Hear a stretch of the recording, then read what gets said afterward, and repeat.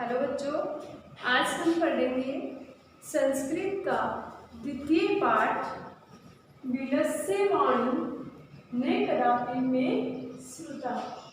देखिए, पाठ का नाम क्या है? विलस्य वाणी। विलस्य क्या है? बिल होता है, किसी जानवर का जो रहने का स्थान होता है, बिल होता है, वो वाला बिल है यहाँ। तो विलस्य वाणी, वाणी होती है आवाज, ने नहीं, कदापि कभी भी, मैं श्रुता मैंने नहीं सुनी। तो ये कह रहा है कि बिल की वाणी कभी भी मैंने नहीं सुनी। आपने भी नहीं सुनी होगी, क्योंकि बिल को कभी बात करते हुए नहीं देखा है। तो हमारी ये एक कहानी है कि बिल की वाणी मैंने कभी नहीं सुनी।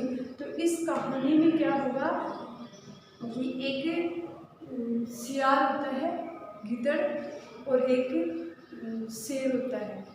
तो शेर, बलशाली शेर के सामने सियार ने अपनी बुद्धि के बल पर किस प्रकार से अपने रहने के स्थान गुफा को बचाया और स्वयं की भी रक्षा की।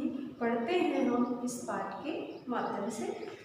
तो सभी बच्चों से अनुरोध है कि वे अपनी बुक खोलकर के सामने रखें, ताकि आप बहुत अच्छे से समझ सकें। और बहुत अच्छी कहानी है, इसलिए सबको समझना है और बुक को भी खोलना है, ताकि उसमें देखोगे तो ज़्यादा अच्छे समझ में आएगा। और सबसे अनुरोध है कि अपनी नोटबुक साथ में रखें, पेन साथ में रखें। तो कोई भी शब्द ऐसा आए जो आपको कठिन लगता है उसका अर्थ, तो मैं आपको अर्थ बताते जाऊँगी, आपको नोट कर लें।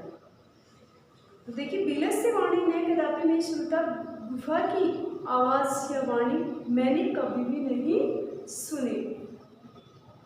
कस्मिंचित् वने खरं खरः नाम सिंहः प्रतिवसति स्म। कस्मिंचित् वने, किसी वन में, खरं खर नाम का शेर रहता था। से कदाचित् इतस्ततः परिभ्रमन् क्षुधार्तः न किंचिदपि आहारं प्राप्तवान्।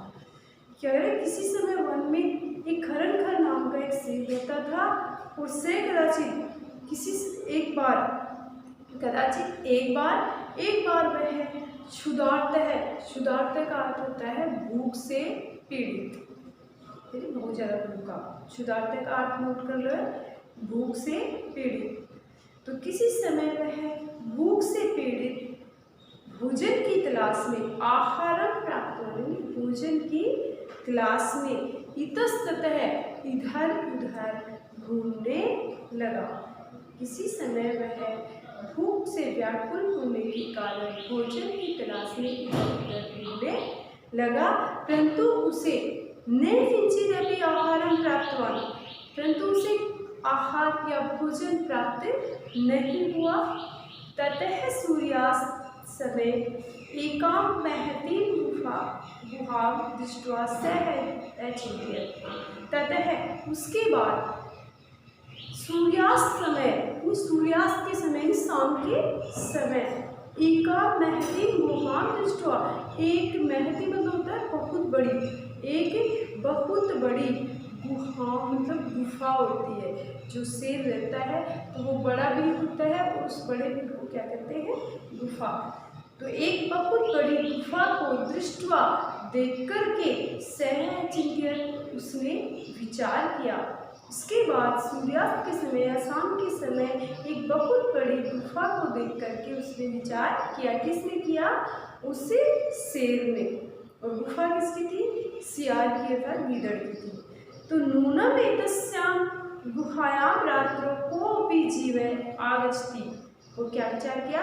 नूनम, निश्चित रूप से या निश्चय ही, एतस्यां गुहायां, इस गुफा में, रात्रो, रात्रि को, कोई भी जीव आगच्छति, कोई भी जीव आता ही होगा। अब शेर को पता नहीं था कि ये किसकी गुफा है, लेकिन उसने विचार कर लिया कि निश्चित रूप से दिन में कोई भी जीव है वो बाहर चला गया किसी भी कारण से या भोजन की तलाश में, परंतु रात्रि के समय निश्चित रूप से वह जीव इसमें आएगा।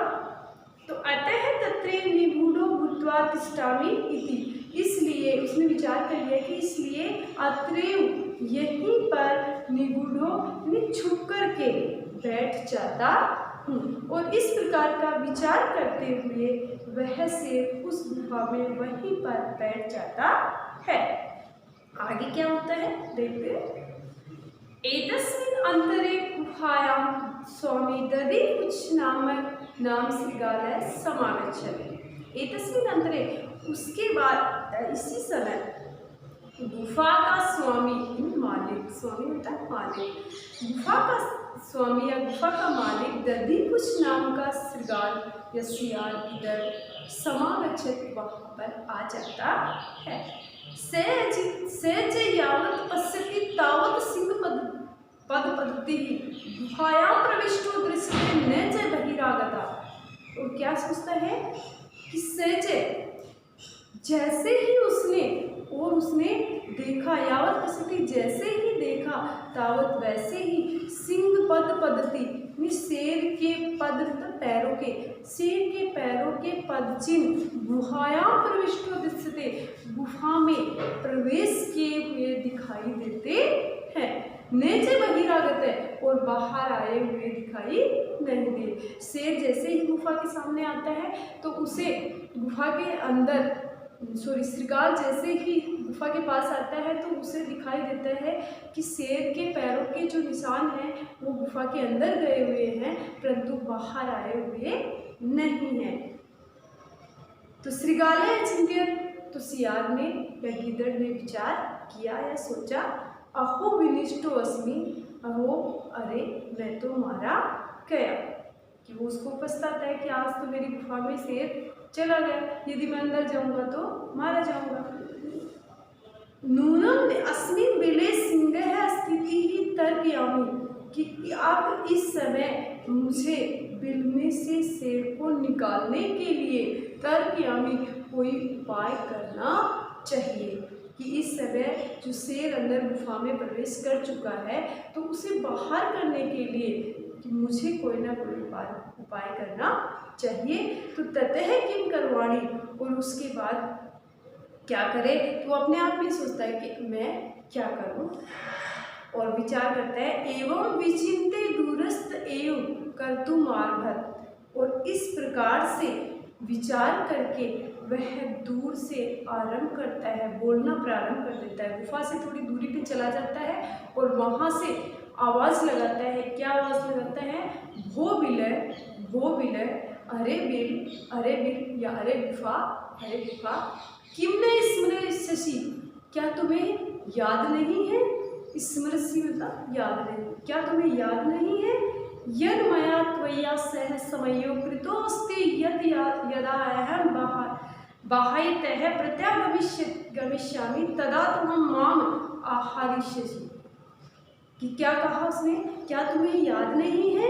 यद मया, कि मैंने तुम्हारे साथ में समय कृतोस्ति, कि एक समझौता किया था। समय यहाँ पे टाइम नहीं है, इसका अर्थ यह है समझौता।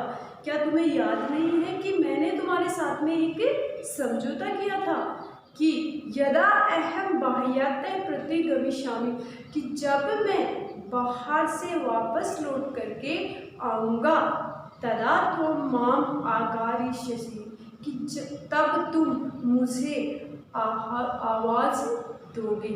आगारिष्यामि तो आवाज़ दोगे अर्थात बुलाओगे अंदर। तो यदि तुम माम ने आह्वयसि तर्हि अहम द्वितीय विलम यास्यामि इति। तो क्या कह रहा है फिर, यदि तुम माम ने आह्वयसि, यदि तुम मुझे आवाज़ नहीं दोगी या मुझे नहीं बुलाओगी, तर्हि तो अहम द्वितीय विलम, तो मैं दूसरे बिल में चला जाऊँगा। तो सियार क्या कहता है कि यदि आप मुझे आवाज़ नहीं दोगे तो मैं किसी और बिल में चला जाऊँगा। तो देखिए इस कहानी में बताया है कि किसी वन में खर नाम का एक शेर रहता था और वह किसी समय इधर उधर भूख की प्यास में घूमता रहा, लेकिन फिर भी उसे कुछ भी प्राप्त नहीं हुआ। इसके बाद सूर्यास्त के समय एक बहुत बड़ी गुफा उसे दिखाई देती है और उसने विचार किया कि इस गुफा में निश्चित रूप से कोई जीव रात्रि को आता ही होगा। और इस प्रकार सोच करके वह उस गुफा में छुप करके बैठ जाता है। और उसी समय गुफा का स्वामी दधिकुछ नामक श्रृगाल या गिद्दड़ वहाँ पर आ जाता है।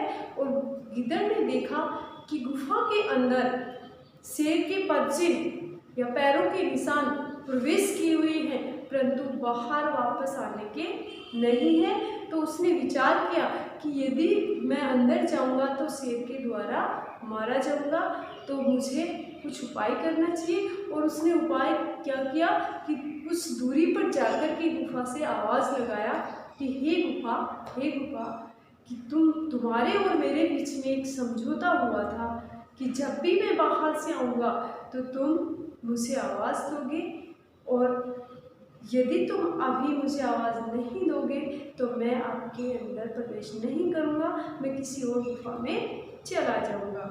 तो बच्चों देखिए, आज के लिए हम इतना ही पढ़ते हैं। अब बाकी कल देखेंगे कि वो गुफा में किस प्रकार से प्रवेश करता है और आगे क्या होता है। ओके बच्चों, थैंक यू। जितना पढ़ाया उसको अच्छे से लर्न करो।